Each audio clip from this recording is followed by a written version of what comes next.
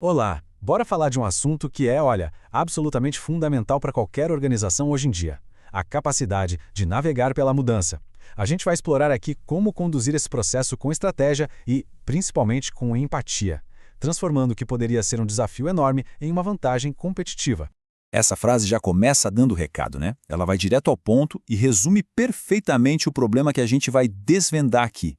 A ideia de que existe uma receita de bolo, uma fórmula única para qualquer tipo de transformação. Bom, esse é o primeiro passo para o fracasso.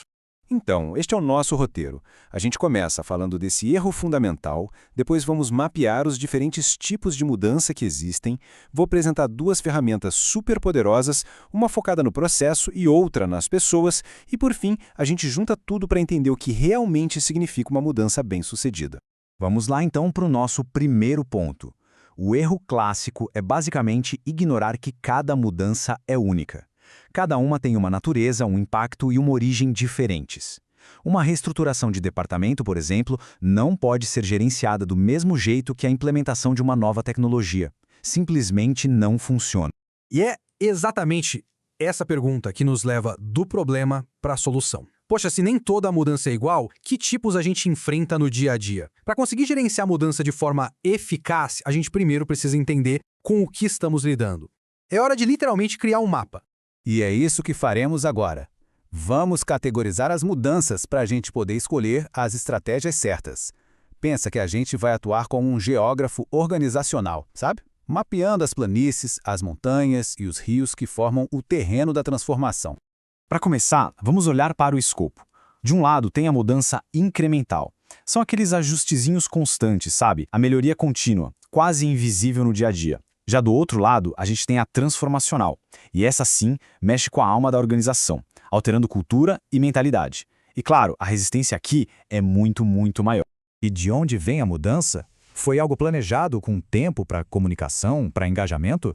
Ou é reativa, uma resposta a uma crise, tipo uma pandemia ou um corte de orçamento, onde a tensão está lá no alto e o tempo é curtíssimo?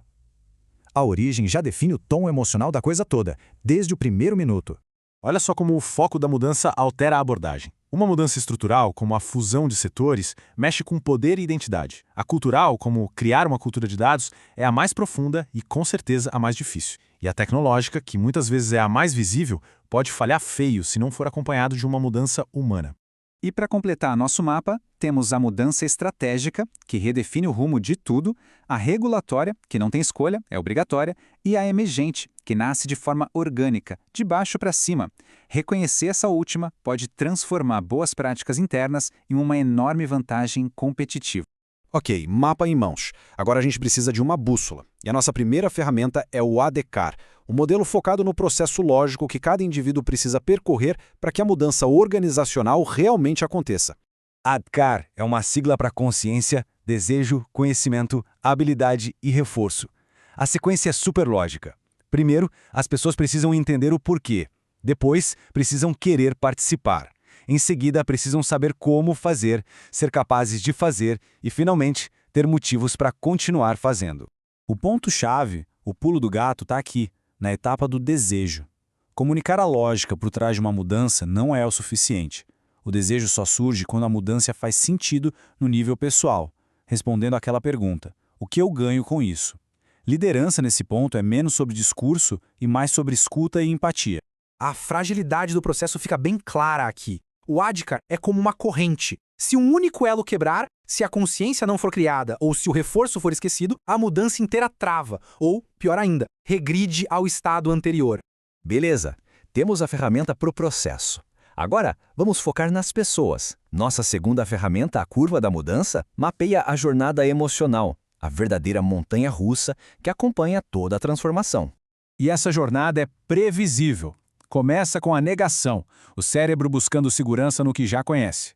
Depois vem a resistência ou a raiva, uma fase bem crítica. Se superada, entramos na exploração, onde a curiosidade aparece. E, finalmente, chegamos à aceitação e ao comprometimento, quando a mudança se torna um novo normal. O poder deste modelo é que ele nos dá um mapa para a experiência interna da equipe. Ajuda a gente a entender que a resistência não é um ataque pessoal, mas uma fase natural do processo. Isso permite que a liderança atue com mais empatia e menos repressão. E aqui que tudo se conecta. A mágica acontece. As duas ferramentas se encaixam perfeitamente. Para ajudar as pessoas a superar a negação e a resistência, a gente precisa construir consciência e desejo. Para apoiar a fase de exploração, fornecemos conhecimento e habilidade. E para consolidar a aceitação, o reforço é fundamental. O processo existe para servir as pessoas. Chegamos então à síntese final. O verdadeiro trabalho da mudança não é escolher entre gerenciar o processo ou cuidar das pessoas. É fazer os dois, de forma integrada e consciente. É isso que define uma gestão de mudança madura. Não é apenas sobre cronogramas e treinamento. É sobre planejar a lógica da transição e, ao mesmo tempo, criar um ambiente de segurança psicológica para a jornada emocional que a acompanham. Portanto, o ponto crucial é este. O foco precisa ser duplo. Gerenciar o sistema, os processos, a tecnologia e, simultaneamente, gerenciar a experiência humana, as emoções, as incertezas. Um não funciona sem o outro. Essa citação resume tudo com perfeição. A mudança que fica só no sistema é fria e encontra resistência. A mudança que fica só no discurso é vazia e não se sustenta. A ação precisa acontecer nessas duas frentes. E a grande lição é que devemos parar de ver a mudança como um evento isolado. Em um mundo em constante transformação, a capacidade de gerenciar mudanças de forma eficaz não é um projeto, é uma competência essencial e permanente para qualquer organização que queira prosperar. Para finalizar, fica uma provocação. Com a velocidade das novas tecnologias como a inteligência artificial, a questão muda. Quem não aprender a gerenciar a mudança de forma proativa e contínua estará condenado a viver gerenciando crises. A escolha, no fim das contas, é clara.